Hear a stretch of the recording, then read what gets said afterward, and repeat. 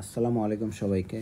আমরা আজকে পড়ব কেমিস্ট্রি ফার্স্ট পেপারের 3rd চ্যাপ্টার মৌলের পর্যায়বৃত্ত ধর্ম এবং রাসায়নিক বন্ধনের একটা খুবই গুরুত্বপূর্ণ টপিকস মৌলের পর্যায়বৃত্ত ধর্ম। তাহলে মৌলের যে পর্যায়বৃত্ত ধর্ম আছে এই পর্যায়বৃত্ত ধর্মগুলা আমাদের পরীক্ষার জন্য খুবই ইম্পর্টেন্ট। সেটা আমাদের বোর্ড পরীক্ষা হোক কিংবা ভর্তি পরীক্ষা হোক, সব পরীক্ষার জন্য আমাদের খুবই ইম্পর্টেন্ট টপিকস হচ্ছে মৌলের পর্যায়বৃত্ত ধর্ম। এবং এই টপিকসটা থেকে আমাদের পরীক্ষাতে ঘুরে ফিরে বারবার কোশ্চেন আসে। সো মৌলের পর্যায়বৃত্ত ধর্মগুলো আমাদেরকে একটু ভালো করে পড়তে হবে। তাহলে আমরা কি পড়ব আজকে? মৌলের পর্যায়বৃত্ত ধর্ম।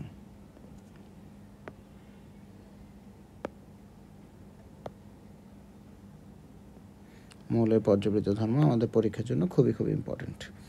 আসি আমরা পর্যায়বৃত্ত ধর্ম সম্পর্কে জানতে হইলে সবার প্রথমে আমাদেরকে যে জিনিসটা নিয়ে আমাদের আইডিয়া থাকা উচিত সেই জিনিসটা হচ্ছে একটা পর্যায় সারণী। আমরা পর্যায় সারণী সম্পর্কে দেখবা তোমাদের ভিডিও দেওয়া আছে, তোমাদের ইউটিউবে তোমরা দেখতে পারবা পর্যায় সারণী নিয়ে, বা তোমাদের ক্লাসের মধ্যে আমি ভিডিও দিয়ে দিব। পর্যায় সারণীতে মৌলের অবস্থান কিভাবে নির্ণয় করে সেখানে আমরা পর্যায় সারণী সম্পর্কে একদম ইন ডিটেলস আলোচনা করছি। তাহলে আমরা এখানে একটা পর্যায় সারণী দেখতে পাচ্ছি। এই পর্যায় সারণীটা 118টা মৌল আছে, এটা আমরা সবাই জানি। 118টা মৌলের নাম তোমার পক্ষে কারো পক্ষে মুখস্থ করা সম্ভব না। আমরা মোটামুটি 30-40টা পর্যন্ত মৌলের নাম মুখস্থ করি, কেউ একটু বেশি করে, আবার অনেকে আছে পুরো পর্যায় সারণীর 118টা মৌলের নামই মুখস্থ করে ফেলে। পর্যায় সারণীর 118টা মৌলের নাম মুখস্থ পারাটাকে আমি খুব বেশি ক্রেডিটের বলবো না, বা কেউ মুখস্থ করতে পারলে এটাকে আমি খারাপও বলবো না, বাট এটা মুখস্থ করা আসলে কোনো দরকার নাই। আমার এখান থেকে বেসিক্যালি দুইটা ওয়ার্ড জানতে হবে, একটা হচ্ছে পর্যায় কাকে বলে, একটা হচ্ছে গ্রুপ কাকে বলে। এই জিনিসটা আমাদের পর্যায় সারণীর লেকচারের মধ্যে তোমরা পাওয়া, বাট তাও আমি একটু বলে নিই পর্যায় কাকে বলে এবং গ্রুপ কাকে বলে। এই দুইটা জিনিস হচ্ছে তোমাদেরকে ভালো মতো জানতে হবে। তাহলে আমরা যদি আসি পর্যায় কাকে বলে এবং গ্রুপ কাকে বলে, তাহলে পর্যায় কাকে বলে বলো তো? পর্যায় হচ্ছে একটা পর্যায় সারণীর, যদি আমরা বাম থেকে ডানে যাই, বাম থেকে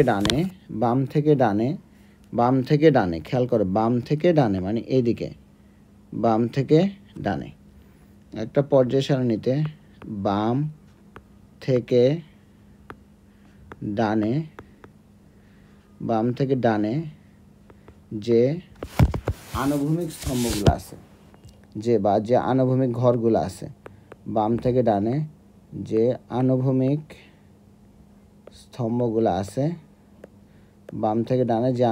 স্তম্ভগুলো আছে, তাদেরকে বলি হচ্ছে আমরা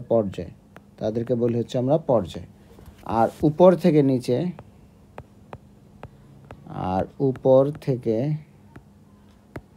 নিচে যে উলম্ব কলামগুলো আছে বা উলম্ব স্তম্ভগুলো আছে, সে উলম্ব স্তম্ভগুলোকে বলা হয় গ্রুপ। বাম থেকে ডানে যে আনুভূমিক স্তম্ভ পাওয়া যায় সে আনুভূমিক স্তম্ভগুলোকে বলি আমরা পর্যায়। উপর থেকে নিচে যে উলম্ব স্তম্ভগুলো পাওয়া যায় সেই স্তম্ভগুলোকে বলবো হচ্ছে আমরা গ্রুপ। তাহলে আমরা এটা জানি পর্যায় সারণীতে কয়টা পর্যায় আছে। আমাদের যে আধুনিক পর্যায় সারণীতে পর্যায় আছে 7টা এবং গ্রুপ আছে কয়টা? গ্রুপ আছে হচ্ছে 18টা। তাহলে বাম থেকে ডানে গেলে আমরা কি পাবো? বাম থেকে ডানে গেলে আমরা পর্যায় পাবো। আর উপর থেকে নিচে কি বিদ্যমান? উপর থেকে নিচে হচ্ছে গ্রুপ বিদ্যমান। উপর থেকে নিচে হচ্ছে গ্রুপ বিদ্যমান। তাহলে আমরা আশা করি পর্যায় সারণীর পর্যায় এবং গ্রুপ এই দুইটা জিনিস সম্পর্কে তোমরা ভালো একটা আইডিয়া পাইছো। এই জিনিসটা যদি না জানো তাহলে তুমি পর্যায়বৃত্ত ধর্মটা তুমি বুঝবা না। এবং বাম থেকে ডান এবং উপর থেকে নিচ এই দুইটা জিনিসের কনসেপ্ট ক্লিয়ার না থাকলে তোমার পক্ষে এই চ্যাপ্টারটা পড়াই সম্ভব হবে না। আর যদি তুমি এই কনসেপ্টটুকু তোমার ক্লিয়ার থাকে তাহলে দেখবা তুমি এই চ্যাপ্টার থেকে বা এই টপিকস এই রিলেটেড অনেক কোশ্চেন তোমার জন্য ইজি হয়ে যাবে। এখন আমরা চলে আসি মৌলের যে পর্যায়বৃত্ত ধর্মগুলো আছে, এই পর্যায়বৃত্ত ধর্মগুলোর মধ্যে যদি আমরা চলে আসি তাহলে দেখো সবার প্রথমে একটা গুরুত্বপূর্ণ ধর্ম নিয়ে আমরা একটু পড়বো। সেই গুরুত্বপূর্ণ ধর্মটা হচ্ছে পরমাণুর আকার। তাহলে সবার প্রথমে আমরা কাকে নিয়ে পড়বো? সবার প্রথমে পড়বো হচ্ছে আমরা পরমাণুর আকার নিয়ে পড়বো। পরমাণুর আকার, তাহলে আমাদের জন্য সবচেয়ে বেশি ইম্পর্টেন্ট হচ্ছে পরমাণুর আকার। এই পরমাণুর আকারটার উপর আমাদের অনেকগুলো পর্যায়বৃত্ত ধর্ম নির্ভর করে। তাহলে এই পরমাণুর আকারটা কিভাবে, আকারের এই ধর্মটা পর্যায় সারণীতে বিভিন্ন পর্যায়ে কিভাবে পরিবর্তিত হয় সেই জিনিসটা হচ্ছে আমরা দেখব। তাহলে এই যে দেখো পর্যায় সারণীতে বাম থেকে যখন আমরা ডানে যাই তখন কি হয়, ইলেকট্রন বিন্যাসের পরিবর্তন হয় না। আবার যখন উপর থেকে নিচে আসি কি হয়, ইলেকট্রন বিন্যাসের পরিবর্তন হয় না। তাহলে এই যে ইলেকট্রন বিন্যাস ভিত্তিক যে পরিবর্তনশীল ধর্মগুলো আছে সেই ধর্মগুলোকে বলা হয় পর্যাবৃত্ত ধর্ম। তাহলে তোমার পরীক্ষায় যদি কখনো কোশ্চেন আসে, যারা বোর্ড পরীক্ষার জন্য ক্লাসটা করতেছো বা বোর্ড পরীক্ষার জন্য ক্লাসটা দেখতেছো, তাদের কাছে এভাবে পরীক্ষায় কোশ্চেন আসতে পারে যে পর্যাবৃত্ত ধর্ম বলতে কী বুঝো। তুমি কি লিখবে সেখানে, মৌলসমূহের ইলেকট্রন বিন্যাস ভিত্তিক পরিবর্তনশীল যে ধর্মগুলো আছে তাদেরকে বলে আমরা পর্যাবৃত্ত ধর্ম, তাদেরকে বলবো হচ্ছে আমরা পর্যাবৃত্ত ধর্ম। তাহলে পর্যাবৃত্ত ধর্মের মধ্যে এখানে ইম্পর্টেন্ট একটা ধর্ম আছে, সেই ইম্পর্টেন্ট ধর্মটা হচ্ছে পরমাণুর আকার। পরমাণুর আকার। তাহলে দেখো পরমাণুর আকার বলতে আমরা আসলে কি বুঝি, পরমাণুর আকার। তাহলে খেয়াল করো, ধরো এটা একটা পরমাণু, এই পরমাণুটার কেন্দ্রে কি আছে, এই পরমাণুটার কেন্দ্রে হচ্ছে তার নিউক্লিয়াস আছে, তাই না? আর ধরো এটা হচ্ছে তার একটা সর্বশেষ শক্তিস্তর, ধরে নিলাম ভিতরে আমরা এখানে আরেকটা শক্তিস্তর রাখি, কেন্দ্রে নিউক্লিয়াস, ভিতরে কি আছে, ভিতরে এটা আরেকটা শক্তিস্তর। তাহলে আবার বাইরে একটা শক্তিস্তর, আমরা ধরি যে আরও একটা শক্তিস্তর দেখাই, আরও একটা শক্তিস্তর দেখাই, আরও একটা শক্তিস্তর দেখালাম। তাহলে এই যে কেন্দ্র আছে, এই কেন্দ্র থেকে শুরু করে, এই যে কেন্দ্র আছে, এই কেন্দ্র থেকে শুরু করে সর্ববহিস্থ যে ইলেকট্রন স্তর, তাদের মধ্যবর্তী যে দূরত্ব, এই দূরত্বটাকেই বলা হবে পারমাণবিক ব্যাসার্ধ।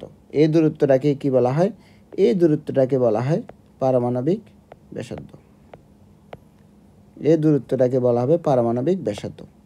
তাহলে পারমাণবিক ব্যাসার্ধ মানে কি, পারমাণবিক ব্যাসার্ধ মানে হচ্ছে একটা পরমাণুর কেন্দ্র থেকে সর্বশেষ ইলেকট্রন স্তরের যে দূরত্ব। তাহলে পারমাণবিক ব্যাসার্ধ বলতে আমরা কাকে বুঝতেছি, একটা পরমাণুর যে কেন্দ্র আছে, একটা পরমাণুর যে কেন্দ্র বা নিউক্লিয়াস আছে, নিউক্লিয়াস থেকে সর্বশেষ ইলেকট্রন কক্ষপথ পর্যন্ত যে দূরত্ব আছে, সেই দূরত্বটাকে কি বলবো আমরা, সেই দূরত্বটাকে বলবো হচ্ছে আমরা পরমাণুর আকার। সেই দূরত্বটাকে বলবো হচ্ছে আমরা পরমাণুর আকার। পরমাণুর আকারকে আমরা দুইটা ভাগে প্রকাশ করতে পারি, একটা হচ্ছে তোমার সমযোজী ব্যাসার্ধ এবং আরেকটা হচ্ছে ধাতব ব্যাসার্ধ। কি কি ব্যাসার্ধ হিসেবে প্রকাশ করতে পারি আমরা, সমযোজী ব্যাসার্ধ হিসেবে প্রকাশ করতে পারি, সমযোজী ব্যাসার্ধ। তারপর আর কি হিসাবে প্রকাশ করতে পারি আমরা, আর প্রকাশ করতে পারি হচ্ছে আমরা ধাতব ব্যাসার্ধ। আর কি হিসেবে প্রকাশ করতে পারি, ধাতব ব্যাসার্ধ হিসেবে প্রকাশ করতে পারি। তাহলে এখন দেখো সমযোজী ব্যাসার্ধটা বলতে আমরা কি বুঝি।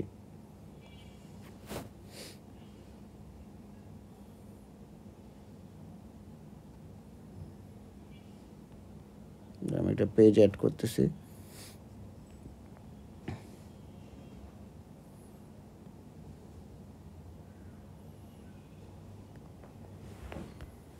তাহলে আমরা যদি আসি, সমযোজী ব্যাসার্ধ বলতে আমরা কি বুঝি, সমযোজী ব্যাসার্ধ।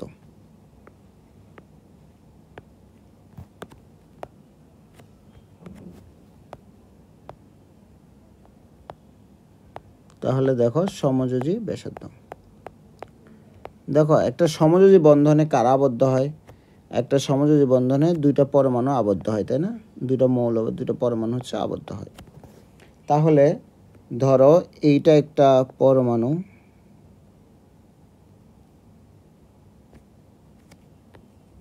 এটা একটা পরমাণু, দেন হচ্ছে আমার এইটা আরেকটা পরমাণু,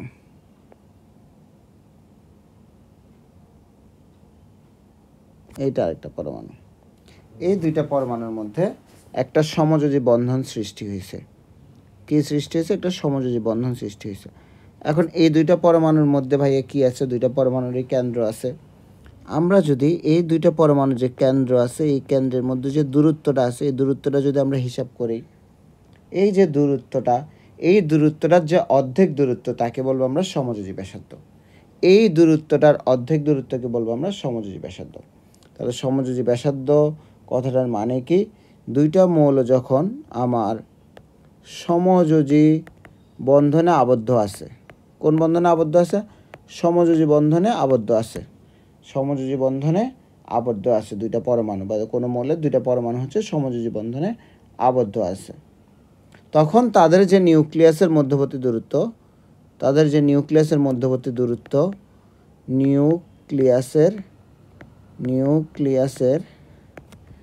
যে দুইটা মৌল পরমাণু যুক্ত আছে সমযোজী বন্ধনে, তাদের নিউক্লিয়াসের যে মধ্যবর্তী দূরত্ব, সেই মধ্যবর্তী দূরত্বকে যদি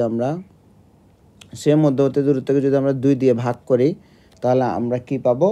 আমরা সমযোজী ব্যাসার্ধ পাবো। এই সমযোজী ব্যাসার্ধকে সাধারণত কি ধরা হয়? সমযোজী ব্যাসার্ধকে সাধারণত পারমাণবিক ব্যাসার্ধ ধরা হয়। এই সমযোজী ব্যাসার্ধকেই সাধারণত কি ধরা হয়?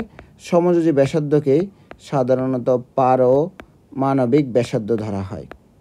এই সমযোজী ব্যাসার্ধকে সাধারণত পারমাণবিক ব্যাসার্ধ ধরা হয়। বুঝতে পারছি? তাহলে এইটুক কনসেপ্ট আশা করি আমাদের সবার ক্লিয়ার। সমযোজী ব্যাসার্ধকেই কি ধরা হয়? পারমাণবিক ব্যাসার্ধ ধরা হয়। তারপরে আসি আমরা, আরেকটা ব্যাসার্ধ আছে, সেই ব্যাসার্ধটা হচ্ছে ধাতব ব্যাসার্ধ।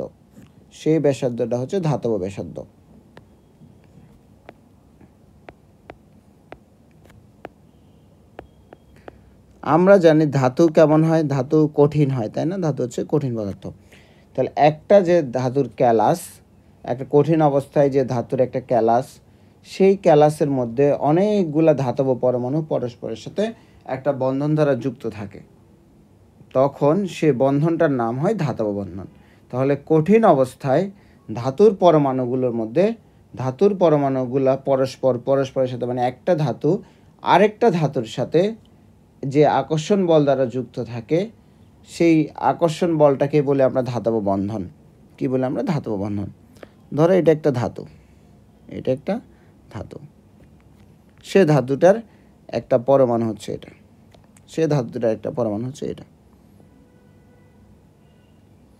তারপর ধরো এটা আরেকটা ধাতু, এটা হচ্ছে আরেকটা ধাতু, এটার একটা পরমাণু।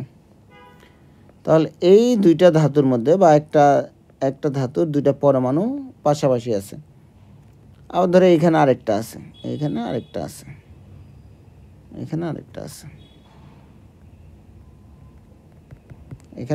এরা পরস্পরের সাথে সংযুক্ত হয়ে আছে।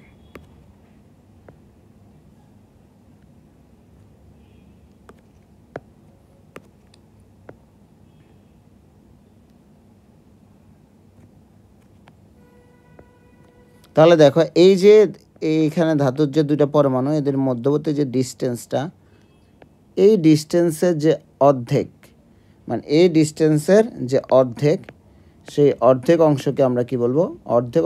আমরা ধাতব ব্যাসার্ধ। আবার অপর দিকে যদি চিন্তা করি, ধরো এই ধাতুটার নিউক্লিয়াস, ধাতুর পরমাণুটার নিউক্লিয়াস তো এটাতে না, এটার সাথে এটার যে দূরত্ব, এই দূরত্বের যে অর্ধেক বা হাফ, তাকে আমরা কি বলবো? আমরা ধাতব ব্যাসার্ধ। তাহলে আমরা কি মনে রাখবো? ধাতব ব্যাসার্ধটা কোন ধরনের ব্যাসার্ধ? ধাতব ব্যাসার্ধ হচ্ছে সেই ব্যাসার্ধ, একটা ধাতুর ক্যালাসে ওই ধাতুটার যে দুইটা পরমাণু, অনেকগুলো পরমাণু থাকে, তাহলে একটা পরমাণুর সাথে আরেকটা পরমাণুর একটা বন্ধন থাকে, সেই বন্ধনটার নাম হচ্ছে ধাতব বন্ধন।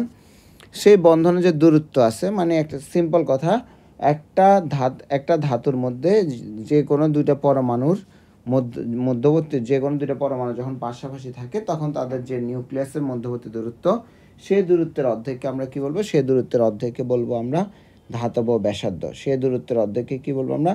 ধাতব ব্যাসার্ধ।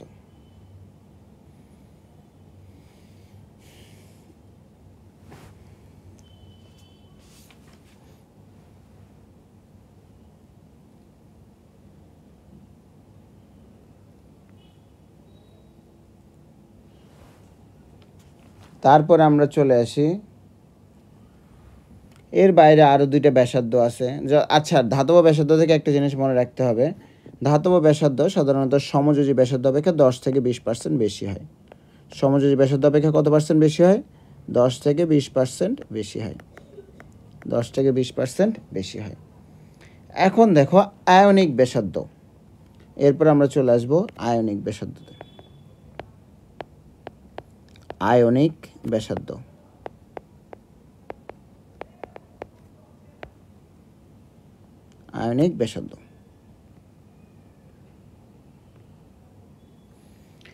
এখন দেখো কোনো একটা পরমাণু যদি ইলেকট্রন ত্যাগ করে তখন সে কোন ধরনের আয়নে পরিণত হয়?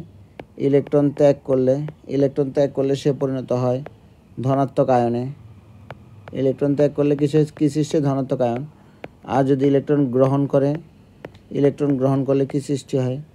ইলেকট্রন গ্রহণ করলে সৃষ্টি হয় ঋণাত্মক আয়ন। এই যে আয়ন গঠন হয় না, আয়ন গঠন হয়, আয়ন গঠন হওয়ার পরে এদের যে নিউক্লিয়াস থাকে, এদের যে নিউক্লিয়াস আছে,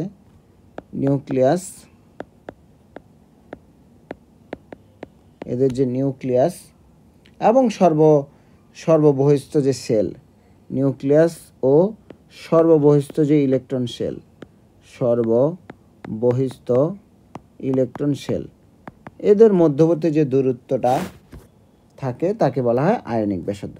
তাকে কি বললাম আমরা? আয়নিক ব্যাসার্ধ। তাহলে ইলেকট্রন গ্রহণ বা ত্যাগের ফলে যে আয়নটা সৃষ্টি হয়, সেই আয়নটার যে নিউক্লিয়াস আছে এবং সর্ববহিস্থ সেল আছে, এদের মধ্যবর্তী যে ডিস্টেন্স, সেই ডিস্টেন্সটাকে বলবো আমরা আয়নিক ব্যাসার্ধ। মানে নর্মাল যে ব্যাসার্ধ, সেই ব্যাসার্ধের সাথে এটা ডিফারেন্সটা কি? এটার ডিফারেন্স হচ্ছে ইলেকট্রন গ্রহণ বা ত্যাগের পর, যে ডিস্টেন্সটা হয়, সেই ডিস্টেন্সটা। এখন দেখো কোনো কঠিন পদার্থের মধ্যে, যে কঠিন পদার্থগুলোর কী থাকে? ক্যালাস থাকে না? তাহলে একটা কঠিন পদার্থের দুইটা অণু যে দুর্বল শক্তির সাহায্যে আবদ্ধ থাকে, যে দুর্বল বন্ধনের সাহায্যে আবদ্ধ থাকে, তাকে কি বলে? আমরা জানি তাকে বলে ভ্যান ডার ওয়ালস বল। তাকে কি বলে আমরা? ভ্যান ডার ওয়ালস বল। ভ্যান ডার ওয়ালস বল। সেখান থেকে আসলো আমাদের ভ্যান ডার ওয়ালস ব্যাসার্ধ। তাহলে কোনো কঠিন পদার্থের ক্যালাসে দুইটা অণু যে দুর্বল শক্তির মাধ্যমে আবদ্ধ থাকে, তাহলে কঠিন পদার্থের ক্যালাসে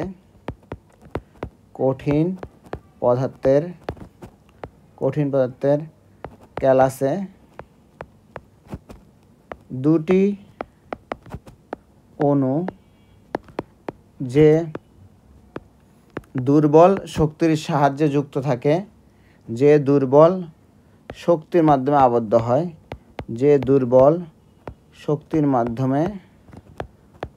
আবদ্ধ হয়, তাকে বলা হয় ভ্যান ডার ওয়ালস বল। তাহলে এই দুইটা অণুর মধ্যে একটা অণুর মধ্যকার একটি পরমাণু নিউক্লিয়াস হতে, ধরো দুইটা অণু আছে, কি আছে ভাই? দেখো দুটি অণু আছে, তাই না? দুটি অণুর মধ্যে ভ্যান ডার ওয়ালস বল আছে। তাহলে এটা হচ্ছে ধরো অণু নাম্বার 1, এটা হচ্ছে অণু নাম্বার 2, এটা হচ্ছে অণু নাম্বার 2। তাহলে এই অণু নাম্বার 1-এর একটি পরমাণুর নিউক্লিয়াস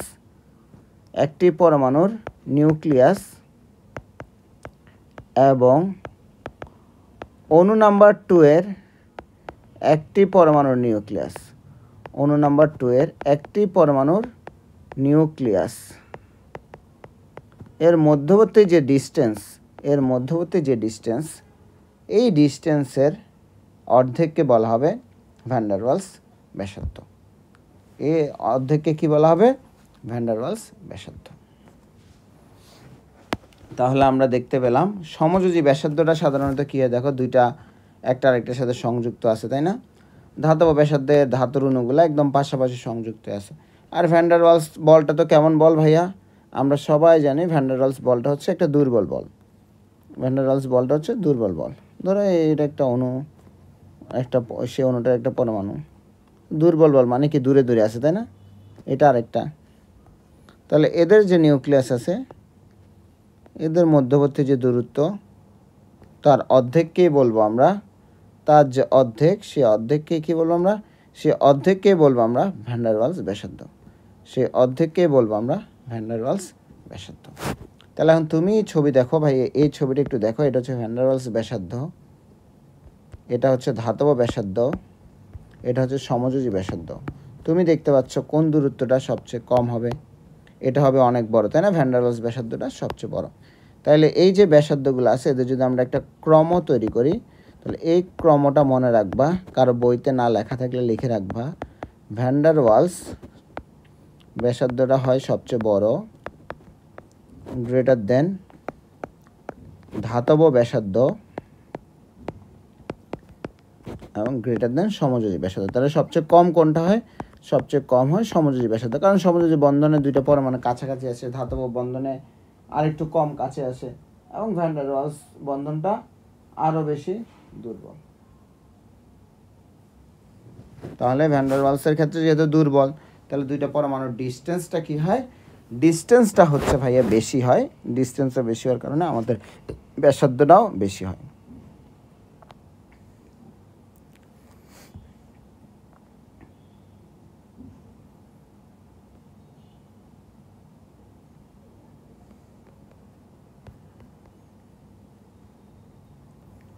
এবার আমরা চলে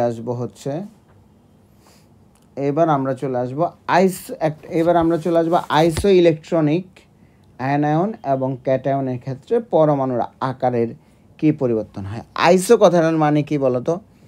আইসো ইলেকট্রনিক কথাটার মানে হচ্ছে সেম ইলেকট্রন, তাই না?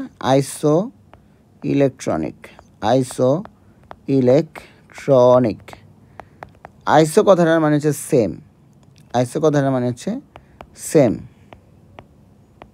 ইলেকট্রনিক কথাটার মানে হচ্ছে ইলেকট্রন, ইলেকট্রনিক কথাটার মানে হচ্ছে ইলেকট্রন। তাহলে আইসো ইলেকট্রনিক মানে হচ্ছে সেম সংখ্যক ইলেকট্রন বিশিষ্ট মৌল কিংবা সেম সংখ্যক ইলেকট্রন বিশিষ্ট আয়ন। যেমন ধরো নিয়নের পারমাণবিক সংখ্যা কত? 10। নিয়নের ইলেকট্রন সংখ্যা কয়টা? 10টা। সোডিয়ামের পারমাণবিক সংখ্যা 10, কিন্তু সোডিয়াম আয়নের ক্ষেত্রে সোডিয়ামের ইলেকট্রন সংখ্যা 11, কিন্তু সোডিয়াম আয়নের ক্ষেত্রে ইলেকট্রন সংখ্যা কত ভাইয়া? 10। আবার ফ্লোরিনের ক্ষেত্রে ইলেকট্রন সংখ্যা 9, ফ্লোরাইড বললে তখন ইলেকট্রন সংখ্যা হয়ে যাবে 10। তাহলে এরা কি? এরা হচ্ছে আইসো ইলেকট্রনিক, এরা হচ্ছে ভাইয়া আইসো ইলেকট্রনিক, এরা হচ্ছে আইসো ইলেকট্রনিক, এরা হচ্ছে আইসো ইলেকট্রনিক, এরা হচ্ছে আইসো ইলেকট্রনিক। ঠিক আছে? তাহলে আইসো ইলেকট্রনিকের ক্ষেত্রে আকারটা কেমন হবে? এটা নিয়েই হচ্ছে আমাদের পরীক্ষায় খুব কোশ্চেন আসে, এটা নিয়ে হচ্ছে আমাদের পরীক্ষায় খুব কোশ্চেন আসে। আচ্ছা, আমরা আইসো ইলেকট্রনিক জিনিসটা পড়ার আগে আমরা হচ্ছে আগে নর্মালি আকার কিভাবে বাড়ে এবং কিভাবে কমে সেই জিনিসটা আমরা একটু দেখব। তোমরা একটু পর্যায় সারণীটা তোমাদের সামনে আনতেছি। দেখো, সবার প্রথমে কোন মৌলটা আছে ভাইয়া? দেখতে পাচ্ছ গ্রুপ 1-এ হাইড্রোজেন, তারপরে কি আছে? তারপরে আছে হচ্ছে লিথিয়াম, তারপরে কি আছে? তারপরে আছে হচ্ছে সোডিয়াম, তারপরে কি আছে? তারপরে আছে হচ্ছে পটাশিয়াম, তারপরে আছে হচ্ছে পটাশিয়াম। ঠিক আছে? এখন দেখাই তোমাদেরকে হাইড্রোজেনের ইলেকট্রন বিন্যাস। আমরা সবাই জানি হাইড্রোজেনের ইলেকট্রন বিন্যাস, আমরা সবাই জানি হাইড্রোজেন 1s1, তারপরে হচ্ছে লিথিয়াম আছে, মানে একই গ্রুপে 1s2 2s1, তারপরে আছে sodium 1s2 2s2 2p6 3s1, তারপরে আছে হচ্ছে ভাই potassium 1s2 2s2 2p6 3s2 তারপরে হচ্ছে 3p6, তারপরে হচ্ছে 4s1। তাহলে এখন দেখি এটা হচ্ছে একই গ্রুপে আছে, তাই না? এরা হচ্ছে গ্রুপ 1-এর মৌল। এরা কিসের মৌল? গ্রুপ 1-এর মৌল। এরা হচ্ছে গ্রুপ 1-এর মৌল। এখন আমি যদি দেখি, দেখো পর্যায় সারণীতে যে হাইড্রোজেন আছে ওর শক্তি স্তর হচ্ছে ভাইয়া একটা। তাহলে হাইড্রোজেনের ক্ষেত্রে ওর শক্তি স্তর কয়টা? ওর শক্তি স্তর হচ্ছে একটা। আর কেন্দ্রে কি আছে? কেন্দ্রে আছে হচ্ছে নিউক্লিয়াস। কেন্দ্রে কি আছে? কেন্দ্রে আছে হচ্ছে নিউক্লিয়াস। এর পরবর্তীতে যদি আসি আমরা লিথিয়ামের ক্ষেত্রে 1s আর 2s আছে, তার মানে শক্তি স্তর আছে কয়টা? শক্তি স্তর আছে 2টা। শক্তি স্তর আছে কয়টা? শক্তি স্তর আছে 2টা। তারপর যদি সোডিয়াম আসি, দেখো শক্তি স্তর আছে 1 2 এবং 3। তার মানে সোডিয়ামের ক্ষেত্রে শক্তি স্তর কয়টা? সোডিয়ামের ক্ষেত্রে শক্তি স্তর হচ্ছে 3টা। সোডিয়ামের ক্ষেত্রে শক্তি স্তর কয়টা? সোডিয়ামের ক্ষেত্রে শক্তি স্তর হচ্ছে ভাইয়া 3টা। একটা, দুইটা এবং তিনটা। সোডিয়ামের ক্ষেত্রে শক্তি স্তর হচ্ছে 3টা। এবং পটাশিয়ামের ক্ষেত্রে দেখো প্রথম শক্তি স্তর আছে, দ্বিতীয় শক্তি স্তর আছে, তৃতীয় শক্তি স্তর আছে এবং চতুর্থ শক্তি স্তর আছে। তাহলে দেখো তো পটাশিয়ামের ক্ষেত্রে আমার শক্তি স্তর কয়টা হচ্ছে? একটা, দুইটা, তিনটা,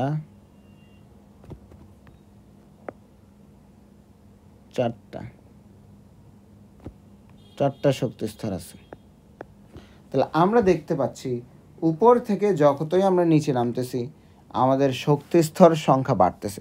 একটা গ্রুপে যখন আমরা উপর থেকে নিচে নামতেছি, এটা যারা রিটেনের জন্য পড়তেছ তারা এই ব্যাখ্যাটা সহ পড়বে। এই ব্যাখ্যাটা কিন্তু এভাবেই লিখতে হবে। একটা গ্রুপে আমরা যখন দেখি উপর থেকে নিচে নামতেছি তখন নতুন নতুন শক্তি স্তর যুক্ত হচ্ছে। তাহলে গ্রুপে কি হয়? একটা গ্রুপে হচ্ছে আমার নতুন নতুন শক্তি স্তর যুক্ত হয়, নতুন নতুন শক্তি স্তর এসে যুক্ত হয়, নতুন নতুন শক্তি স্তর যুক্ত হয়। নতুন নতুন শক্তি স্তর যেহেতু যুক্ত হয় তাই পরমাণুর আকার কি হয়? পরমাণুর আকার বৃদ্ধি পায়। একটা গ্রুপে আমরা উপর থেকে নিচে নামি, তাই না? একটা গ্রুপে যখন আমরা উপর থেকে নিচে নামি নতুন নতুন শক্তি স্তর যুক্ত হয়, ফলে পরমাণুর আকার কি হয়? পরমাণুর আকার হচ্ছে বৃদ্ধি পায়। অপরদিকে একটা পর্যায়ে গিয়ে কি হয়? একটা পর্যায়ে যখন আমরা বাম থেকে ডানে যাই, আমরা আসি, দেখাই একটু। দেখো সোডিয়ামেরটা যদি আমরা দেখি,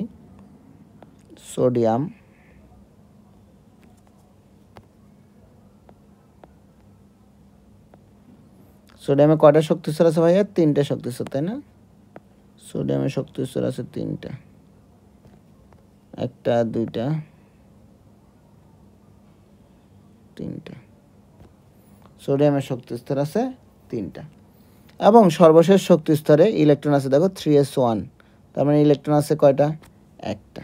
সর্বশেষ শক্তি স্তরে ইলেকট্রন আছে ভাইয়া একটা ইলেকট্রন আছে। সোডিয়ামের পারমাণবিক সংখ্যা কত? 11। সোডিয়ামের পাশে যে মৌলটা আছে তার নাম হচ্ছে ম্যাগনেসিয়াম, যার পারমাণবিক সংখ্যা 12। তার ঠিক পরে যে মৌলটা আছে তার পারমাণবিক সংখ্যা 13, অর্থাৎ অ্যালুমিনিয়াম। মানে আমরা এখন বাম থেকে ডানে যাচ্ছি, এতক্ষণ আমরা উপর থেকে নিচে নামতেছিলাম। তার মানে এতক্ষণ আমরা হিসাব করতেছিলাম একটা গ্রুপের ক্ষেত্রে, এখন আমরা বাম থেকে ডানে যাচ্ছি। তার মানে এখন আমরা হিসাব করতেছি কার ক্ষেত্রে? এখন আমরা হিসাব করতেছি পর্যায়ের ক্ষেত্রে।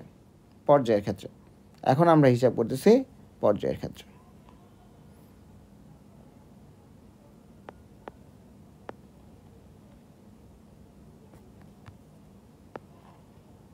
তাহলে আমরা যখন বাম থেকে ডানে যাচ্ছি তখন কিন্তু আমাদের নতুন কোনো শক্তি স্তর এসে ভাইয়া যুক্ত হচ্ছে না।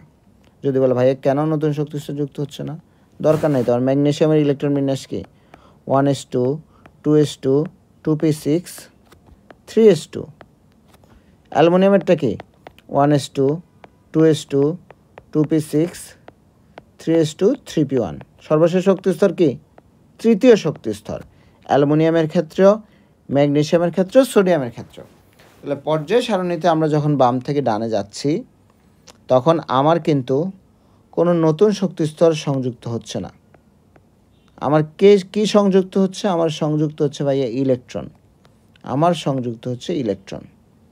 তাহলে আমরা একটা, দুইটা, তিনটে শক্তি স্তর। তিনোটার ক্ষেত্রে কয়টা করে শক্তি স্তর? তিনোটার ক্ষেত্রে 3টা করে শক্তি স্তর। বাট এটার ক্ষেত্রে ইলেকট্রন একটা, এটার ক্ষেত্রে ইলেকট্রন হচ্ছে 2টা, আর অ্যালুমিনিয়ামের ক্ষেত্রে ইলেকট্রন হচ্ছে 3টা। তাহলে ভাইয়া দেখো সোডিয়াম, তারপর এটা হচ্ছে ম্যাগনেসিয়াম, তারপর এটা হচ্ছে অ্যালুমিনিয়াম। যদি আমার আকার ক্ষেত্রে কোনটা বড় ছোট, এটা একটু বড় ছোট হয়ে গেছে, এটা নিয়ে তোমরা কনফিউজ হয়ে না, খেয়াল করো। তাহলে এটার ব্যাখ্যা আমরা কি লিখবো? একটা পর্যায়ে যখন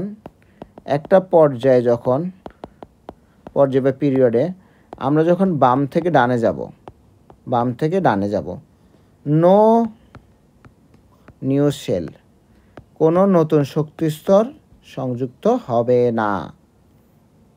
কে সংযুক্ত হবে? ইলেকট্রন সংযুক্ত হবে। শক্তি স্তরের সংখ্যা সেম থাকবে, মানে তোমার বাড়ির আকার যতটুকু ছিল, তোমার ঘরে রুম সংখ্যা বাড়ে নাই, বাট মেম্বার সংখ্যা বাড়ছে। কিসের সংখ্যা বাড়ছে? মেম্বার সংখ্যা বাড়ছে। রুম সংখ্যা বাড়ে নাই, বাট কিসের সংখ্যা বাড়ছে? মেম্বার সংখ্যা বাড়ছে। তাহলে বাম থেকে যখন আমরা ডানে যাচ্ছি তখন নতুন নতুন ইলেকট্রন সংযুক্ত হচ্ছে, আমার শক্তি স্তর সংখ্যা সেমই থাকতেছে। এখন দেখো এরপরে ব্যাখ্যার মধ্যে কী লিখবা? ইলেকট্রন হচ্ছে ঋণাত্মক চার্জযুক্ত। ইলেকট্রন হচ্ছে ঋণাত্মক চার্জ যুক্ত। আর নিউক্লিয়াস হচ্ছে ধনাত্মক চার্জযুক্ত। ধনাত্মক চার্জযুক্ত। ধনাত্মক চার্জযুক্ত।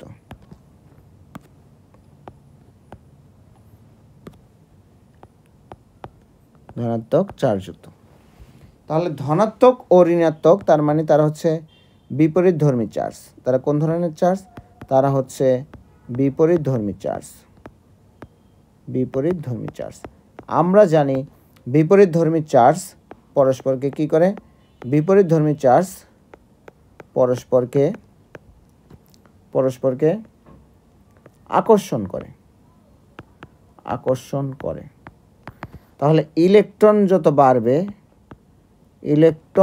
বাড়বে মানে সেম শক্তিস্তর যদি সেম থাকে, ইলেকট্রন যত বাড়বে, ইলেকট্রন ও নিউক্লিয়াসের আকর্ষণ বাড়বে। আকর্ষণ বাড়বে। আকর্ষণ যদি বাড়ে, সর্বশেষ শক্তিস্তরের সাথে নিউক্লিয়াসের দূরত্ব কমে যাবে। সর্বশেষ শক্তিস্তরের সাথে নিউক্লিয়াসের দূরত্ব কমে যাবে। তার মানে পরমাণুর আকার হ্রাস পাবে।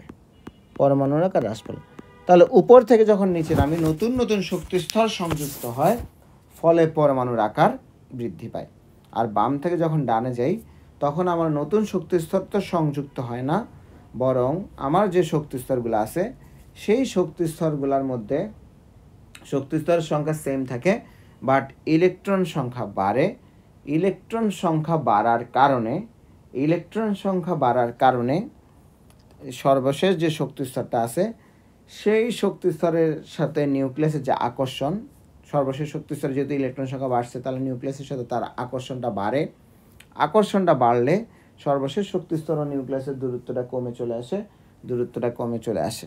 ফলে আকারটা কী হয়? আকারটা হচ্ছে হ্রাস পায়। তাহলে আমরা কি শিখলাম? উপর থেকে নিচে নামলে পর্যায় সারণীতে আকার বৃদ্ধি পায়, আর বাম থেকে ডানে গেলে আকারটা কী হয়? বাম থেকে ডানে গেলে আকারটা হ্রাস পায়। তাহলে আশা করি এটার ব্যাখ্যা আমরা সবাই পরীক্ষায় লিখতে পারবো, প্লাস এমসিকিউ এর জন্য আমাদের কনসেপ্টটা ক্লিয়ার হয়ে যাবে। পরীক্ষায় তোমাকে যে কোনো 3-4টা মৌল দিয়ে বলবে এদের মধ্যে কার দূরত্ব বেশি। তোমার প্রথম কথা, তুমি দেখবা সবার ইলেকট্রন বিন্যাস লিখে ফেলবা, কার শক্তিস্তর বেশি। যার শক্তিস্তর বেশি তার আকার সবচেয়ে বেশি। এখন শক্তিস্তর সেম হইলে তখন তুমি দেখবা কার ইলেকট্রন কম। ঠিক আছে? তাহলে আমাকে যখন র্যান্ডম 4টা পরমাণু পরীক্ষা এমসিকিউতে দিবে, ভেরি ভেরি ইম্পর্টেন্ট, তাহলে ভাই এই সূত্রটা লিখে রাখো এমসিকিউর জন্য। এটা একটা সূত্রের মতো। আমি আগে দেখব ইলেকট্রন বিন্যাস লিখবো। তাহলে আমার এমসিকিউ সলভ করার জন্য বা রিটেন লেখার জন্য আমার সবার প্রথমে কি লিখতে হবে? ইলেকট্রন বিন্যাস লিখব। তারপরে কি দেখব? যার শক্তিস্তর বেশি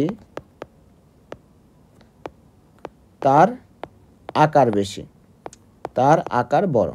এটা হচ্ছে আমার স্টেপ 1 হচ্ছে ইলেকট্রন বিন্যাস লিখব। তারপর স্টেপ 2 হচ্ছে দেখব কার শক্তিস্তর বেশি। যার শক্তিস্তর বেশি তার আকার তত বড়। স্টেপ 3তে আমি কি দেখব? স্টেপ 3তে আমি দেখব, যদি স্টেপ 3তে কখন যাব? যদি শক্তিস্তর সেম হয়।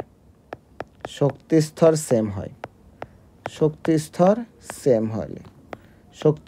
সেম হলে ইলেকট্রন সংখ্যা দেখব সর্বশেষ শক্তিস্তরে। যার ইলেকট্রন কম তার আকার বড়। মানে এটা শক্তিস্তর সেম হইলে। ইলেকট্রন বেশি হলে আকারও বড় হবে। ইলেকট্রন বেশি হলে আকার ছোট হবে। ইলেকট্রন বেশি হলে আকার ছোট হবে।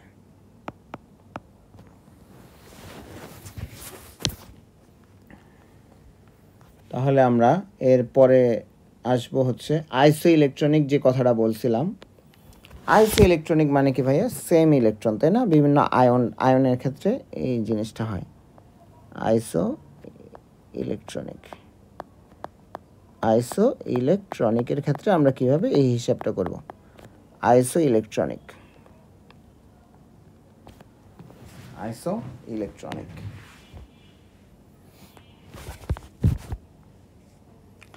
তাহলে আইসো ইলেকট্রনিক পরমাণুর ক্ষেত্রে সবার প্রথমে কয়েকটা জিনিস তোমাদেরকে শিখাই দিই।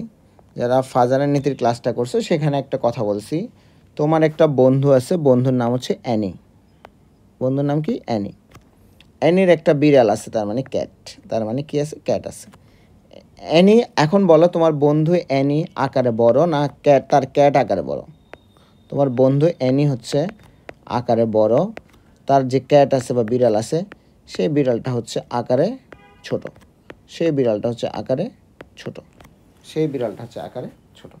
তার মানে মনে রাখবা অ্যানায়ন হচ্ছে আকারে বড়। আইসো ইলেকট্রনিকের ক্ষেত্রে মানে সেম ইলেকট্রনের ক্ষেত্রে অ্যানায়নটার আকার বড় হবে। অ্যানায়নের আকার বড়। সেম ইলেকট্রনের ক্ষেত্রে কার আকার ছোট? মানে আইসো ইলেকট্রনিক হইলে কার আকারটা ছোট হবে? ক্যাটায়নের আকারটা ছোট হবে। যেহেতু ক্যাট ছোট, এভাবে আমরা মনে রাখবো ক্যাট ছোট, তার মানে ক্যাটায়নের আকার ছোট। ধরো সিম্পলভাবে যদি আমি তোমাকে দেখাই, নিয়ন হচ্ছে 10 পারমাণবিক সংখ্যা বিশিষ্ট, তাই না? সোডিয়াম আয়ন ওর হচ্ছে 10, ফ্লোরাইড ওর হচ্ছে কত? 10 ইলেকট্রন। এটা কিন্তু প্রোটন সংখ্যা লেখি নাই, ইলেকট্রন সংখ্যা লিখছি। কি লিখছি? ইলেকট্রন সংখ্যা লিখছি। তাহলে এদের মধ্যে যখন ভাই আমরা হিসাব করব,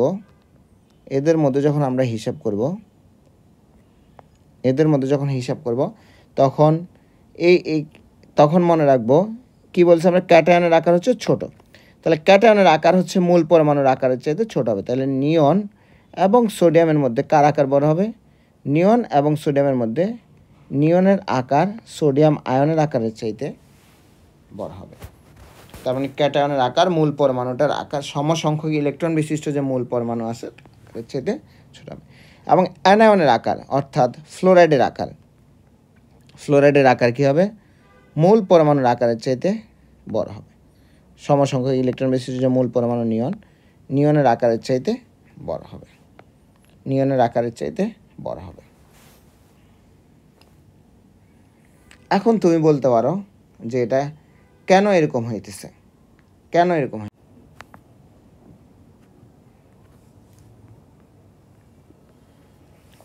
আচ্ছা, এখন আমরা যদি আসি কেন এই ক্ষেত্রে আমার এই ঝামেলাটা হইতেছে,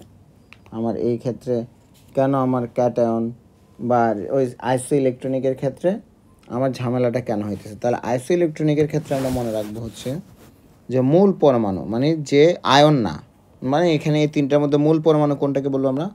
মূল পরমাণু হচ্ছে ধরো নিয়ন।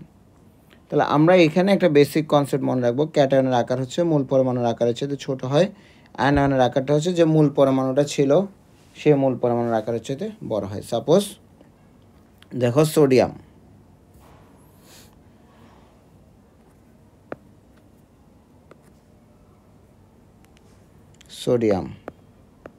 সোডিয়ামের আকার সোডিয়াম আয়নের আকারের চাইতে বড় হবে। সোডিয়াম আয়নের আকারের চাইতে বড় হবে। তার মানে এই কথাটার মানে কি? এই কথাটার মানে হচ্ছে ক্যাটায়নের আকারের চাইতে মূল পরমাণুর আকার বড় হবে। আবার অ্যানায়নের আকার মূল পরমাণুর আকারের চাইতে বড় হবে। ধরো ক্লোরিন থেকে ক্লোরাইড আয়নের আকারটা বড় হবে। এটা কেন বলো তো?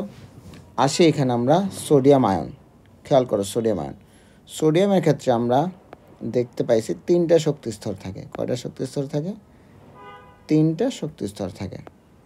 3টা শক্তি স্তর থাকে এবং সর্বশেষ শক্তি স্তরে ভাইয়া ইলেকট্রন থাকে কয়টা? সর্বশেষ শক্তি স্তর থেকে ইলেকট্রন থাকে হচ্ছে একটা। সর্বশেষ শক্তি স্তরে ইলেকট্রন থাকে একটা। এখন সেই ইলেকট্রনটা কি হয়ে গেল? সেই ইলেকট্রনটা হচ্ছে সোডিয়াম আয়ন গঠনের সময় সেই ইলেকট্রনটা বিলুপ্ত হয়ে গেল। সোডিয়াম আয়ন গঠনের সময় সেই ইলেকট্রনটা বিলুপ্ত হয়ে গেল। তাহলে পরমাণুর আকারটা কি হয়ে যাবে? পরমাণুর আকারটা ছোট হয়ে যাবে। পরমাণুর আকারটা ছোট হয়ে যাবে। অপরদিকে দেখো, অ্যানায়নের ক্ষেত্রে আমরা যদি ক্লোরিনের ক্ষেত্রে আসি, ক্লোরিনের ইলেকট্রন বিন্যাসটা আমরা জানি 1s2, 2s2, 2p6, 3s2, 3p6, sorry 3p6 না 3p5, 3s2, 3p5। তার মানে এইখানে দেখো সর্বশেষ শক্তি স্তরে আমার ইলেকট্রন আছে কয়টা? সর্বশেষ শক্তি স্তরে আমার ইলেকট্রন আছে 7টা। আমি যখন ক্লোরাইড আয়ন গঠন করব তখন সর্বশেষ শক্তি স্তরে আমার ইলেকট্রন হবে কয়টা? 7 যোগ 1, তার মানে 8টা হবে। সর্বশেষ শক্তি স্তরটা কেমন হবে? 3s2, 3p6। তাহলে যখন আমি ক্লোরিন থেকে ক্লোরাইড আয়ন গঠন করতেছি, খেয়াল করো, ক্লোরিন থেকে যখন ক্লোরাইড আয়ন গঠন করতেছি সেটা যে কোনো অ্যানায়নের ক্ষেত্রেই একই নিয়ম। একটা পরমাণু থেকে যখন আমরা একটা অ্যানায়ন তৈরি করতেছি তখন সেখানে কে এসে সংযুক্ত হয়েছে? তখন সেখানে একটা ইলেকট্রন সংযুক্ত হয়েছে। ইলেকট্রন সংযুক্ত হয়েছে। ইলেকট্রন সংযুক্ত হয়েছে। ইলেকট্রন সংযুক্ত হয়েছে মানে ঋণাত্মক চার্জের মান কি হয়েছে? ঋণাত্মক চার্জের পরিমাণ বৃদ্ধি পাইছে। ঋণাত্মক চার্জের পরিমাণ বৃদ্ধি পাইছে। আরও যদি সহজভাবে বলি, ক্লোরিনে ইলেকট্রন কয়টা? ক্লোরিনে ইলেকট্রন হচ্ছে ভাইয়া 17টা। আমার ক্লোরাইডে ইলেকট্রন হয়ে গেছে কয়টা? 18টা। ক্লোরাইডে ইলেকট্রন কয়টা? ক্লোরাইডে ইলেকট্রন হয়েছে 18টা। কিন্তু আমি যদি প্রোটন সংখ্যা হিসাব করি, আমি ক্লোরিন বলি আর ক্লোরাইড বলি, আমার প্রোটন সংখ্যা তো কি আছে? প্রোটন সংখ্যা তো সেম আছে। আমার ধনাত্মক চার্জের পরিমাণ তো সেম আছে। আমার কিসের পরিমাণটা পরিবর্তিত হয়েছে? আমার ইলেকট্রনের পরিমাণটা হচ্ছে বৃদ্ধি পাইছে। ইলেকট্রনের পরিমাণটা হয়েছে বৃদ্ধি পাইছে। তাহলে আমার যেহেতু ইলেকট্রনের পরিমাণটা বৃদ্ধি পাইছে, যেহেতু ইলেকট্রন বাড়ছে কিন্তু প্রোটন সংখ্যা সেম আছে, তাহলে ধরো 17টা ইলেকট্রনকে 17টা প্রোটন যেভাবে আকর্ষণ করতে পারে, একটা ইলেকট্রন বাড়ার ফলে সেই আকর্ষণ মাত্রাটা কমে যায়, কারণ ইলেকট্রন কী হয়েছে? বেড়ে গেছে। এখন প্রোটন সংখ্যা তো কী আছে? প্রোটন সংখ্যা তো সেম আছে। প্রোটন সংখ্যা সেম থাকার কারণে আকর্ষণটা আগের মতো করতে পারে না, আকর্ষণের মাত্রাটা হ্রাস পায়। তাহলে এইটুক ব্যাখ্যা আশা করি তোমরা দিতে পারবে। আমি আবারও বলে দিচ্ছি, যখন একটা অ্যানায়ন তৈরি হয় তার মানে একটা ইলেকট্রন সংযুক্ত হয়, বাট তার মানে ইলেকট্রনের সংখ্যা 1 বৃদ্ধি পায়, বা 2টা ইলেকট্রন যুক্ত হলে ইলেকট্রনের সংখ্যা 2 বৃদ্ধি পায়, 3টে ইলেকট্রন যুক্ত হলে ইলেকট্রনের সংখ্যা কত বৃদ্ধি পাবে? 3 বৃদ্ধি পাবে। কিন্তু আমার প্রোটন সংখ্যা সেম থাকবে। তাহলে আমার ইলেকট্রন সংখ্যা যখন বেড়ে যাবে, আমার প্রোটন সংখ্যা তো একই আছে, তাহলে প্রোটন আগে ইলেকট্রনকে যেভাবে আকর্ষণ করতে পারত, প্রোটন সংখ্যা বাড়ার কারণে সেইভাবে আকর্ষণটা করতে পারবে না। এই কারণে হচ্ছে আমার আকারটা হচ্ছে বৃদ্ধি পায়। তাহলে অ্যানায়নের আকার মূল পরমাণুর আকারের চেয়ে কী হয়? মূল পরমাণুর আকারের চেয়ে বেশি হয়। অপরদিকে ক্যাটায়নের ক্ষেত্রে কী হয়? ক্যাটায়নের ক্ষেত্রে তো একটা বলছি, সর্বশেষ শক্তি স্তর থেকে ইলেকট্রন চলে গেছে। আরও যদি আমরা চিন্তা করি, দেখো ভাইয়া, সোডিয়ামে আমার ইলেকট্রন কয়টা? সোডিয়ামে আমার ইলেকট্রন হচ্ছে 11টা। আর সোডিয়াম আয়নে আমার ইলেকট্রন কয়টা? সোডিয়াম আয়নে আমার ইলেকট্রন হচ্ছে 10টা। কিন্তু আমার প্রোটন সংখ্যা কয়টা আছে? প্রোটন সংখ্যা তো 11টাই আছে। তাহলে 11টা ইলেকট্রনকে যে বলে আকর্ষণ করে, 10টা ইলেকট্রনকে আরও অধিক বলে আকর্ষণ করবে, ফলে পরমাণু আকর্ষণটা বৃদ্ধি পাবে, ফলে আকারটা ছোট হয়ে যায়। ঠিক আছে? তাহলে ক্যাটায়নের আকারটা মূল পরমাণুর আকারের চেয়ে ছোট হয়, আর অ্যানায়নের আকারটা কী হয় ভাইয়া? অ্যানায়নের আকারটা হচ্ছে মূল পরমাণুর আকারের চেয়ে বড় হয়। যাদের সব কিছুতে ঝামেলা বাঁধে তারা সেই এনি আর ক্যাট দিয়ে মনে রাখবা। এনি মানে বন্ধু, বন্ধু হচ্ছে আকারে বড়, তার মানে অ্যানায়ন হচ্ছে আকারে বড়। ক্যাট মানে হচ্ছে বিড়াল, বিড়াল আকারে ছোট হয়, তার মানে ক্যাটায়নের আকার হচ্ছে ছোট, ক্যাটায়নের আকার হচ্ছে ছোট। তাহলে আশা করি আমাদের আকার রিলেটেড ঝামেলাগুলা আর হবে না, আকার রিলেটেড ঝামেলাগুলা আমরা সলভ করতে পারবো। এখন আমরা কয়েকটা এমসিকিউ দেখি, তাহলে আমাদের পরমাণুর আকার কিংবা পরমাণুর ব্যাসার্ধ রিলেটেড যে প্রবলেমগুলো আছে সেই প্রবলেমগুলোর সলিউশন হয়ে যাবে। আয়নিক সেটগুলোর ক্ষেত্রে কোন ক্রমটি সঠিক নয়? এই কোশ্চেনটা রাজশাহী ইউনিভার্সিটিতে আসছে 2022-23 সালে। রাজশাহী ইউনিভার্সিটিতে আসছে 2022-23 সালে। আমরা যদি দেখি,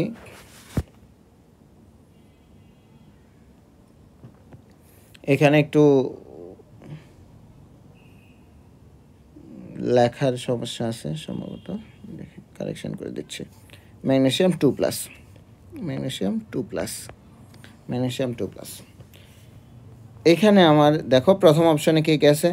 ম্যাগনেসিয়াম, ক্যালসিয়াম এবং স্ট্রনসিয়াম, ম্যাগনেসিয়াম, ক্যালসিয়াম এবং স্ট্রনসিয়াম, ম্যাগনেসিয়াম, ক্যালসিয়াম এবং স্ট্রনসিয়াম।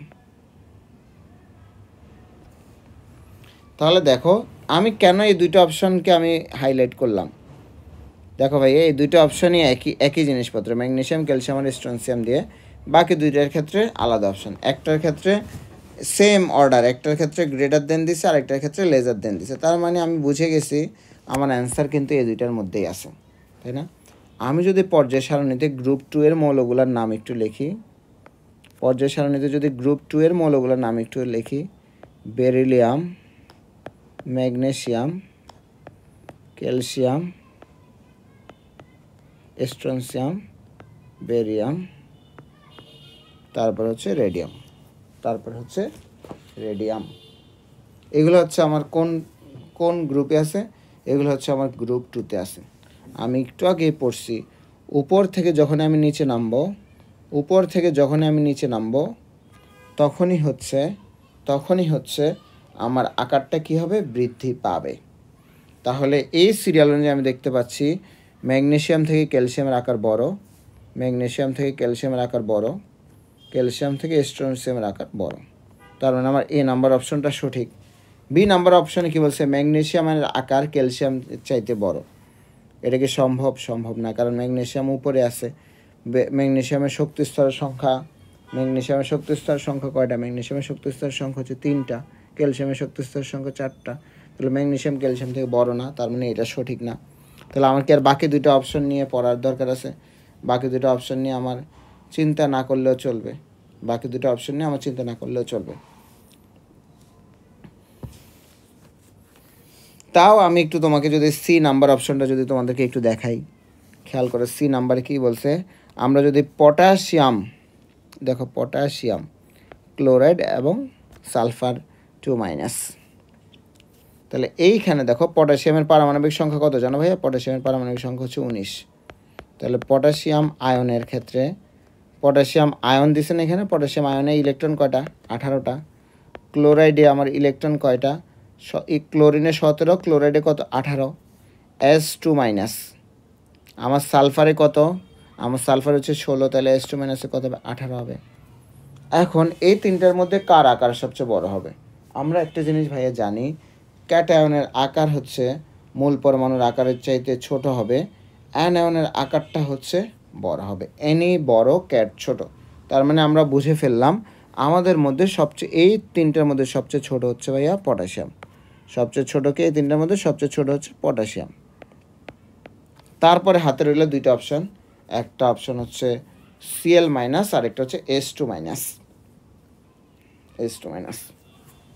দেখো ক্লোরিনে আমার ক্লোরিনে ইলেকট্রন, ক্লোরাইডে ইলেকট্রন তো 18টা এখানে, বাট ক্লোরাইড আয়ন আসছে কার থেকে? ক্লোরিন থেকে আসছে না?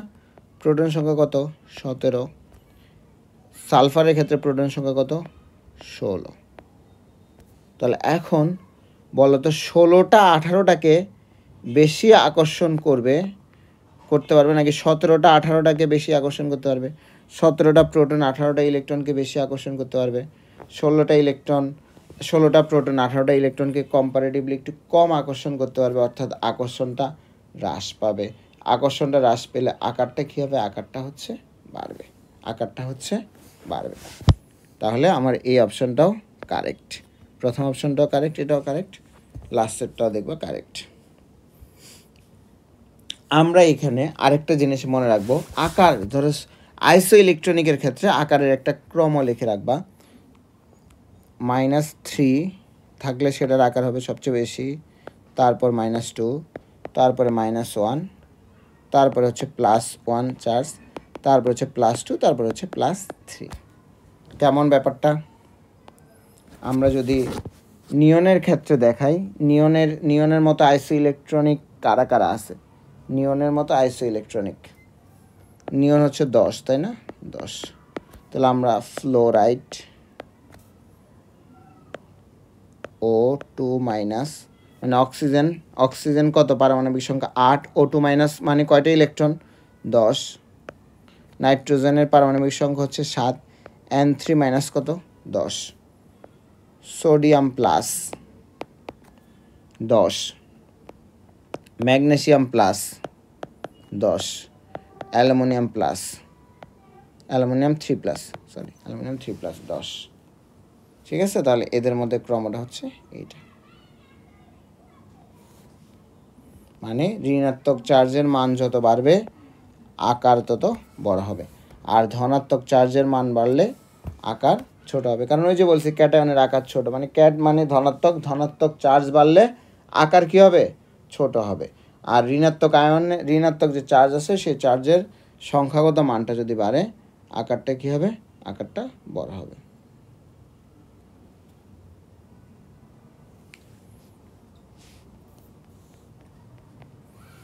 আয়নিক ব্যাসার্ধের ক্ষেত্রে নিচের কোন ক্রমটি সঠিক?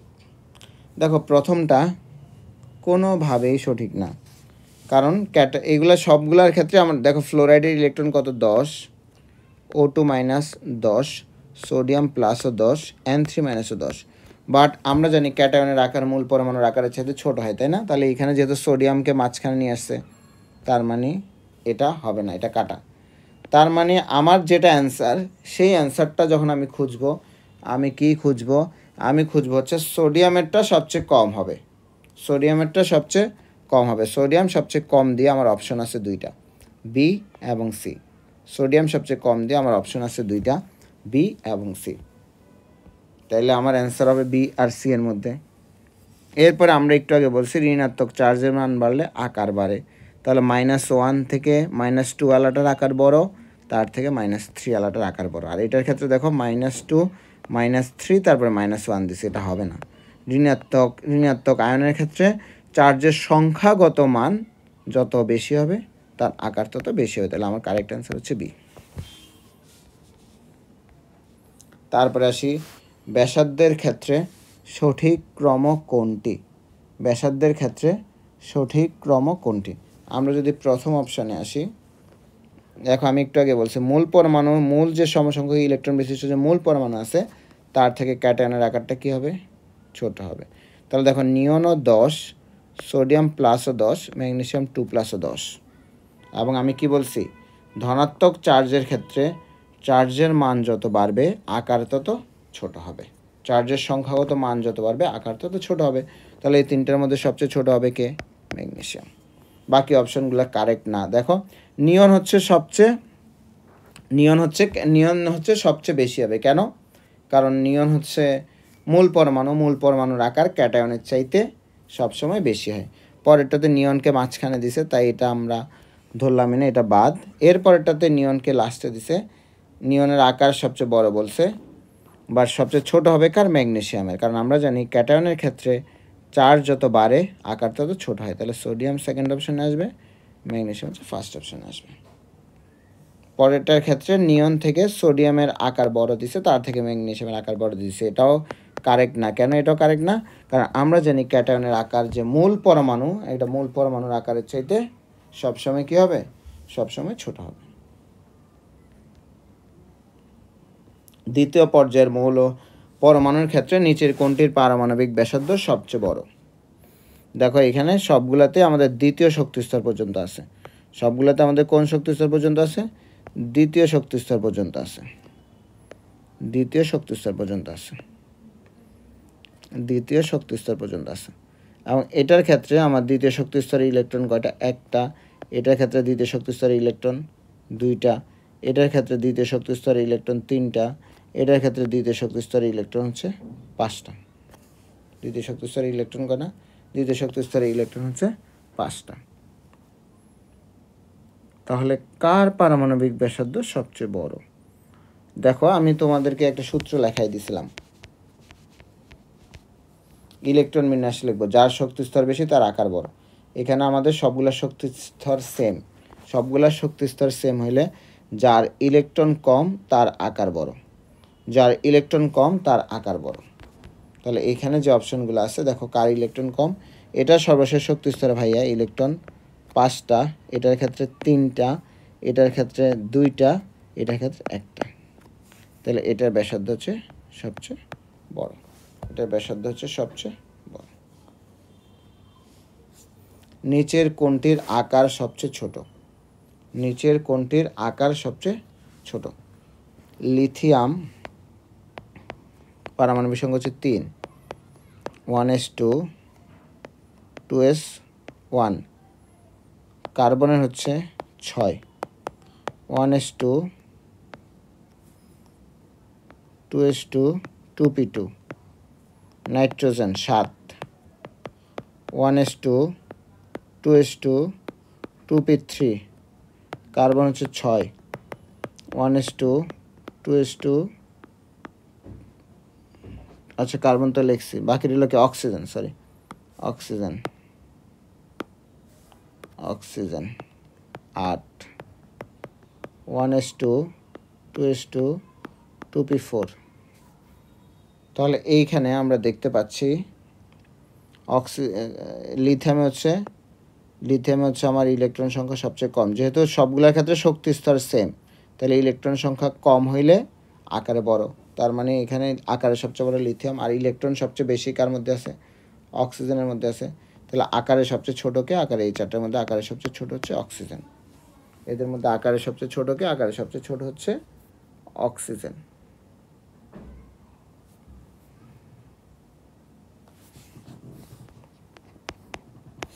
তাহলে আমাদের এই ক্লাসটা এ পর্যন্তই। আল্লাহ হাফেজ সবাই।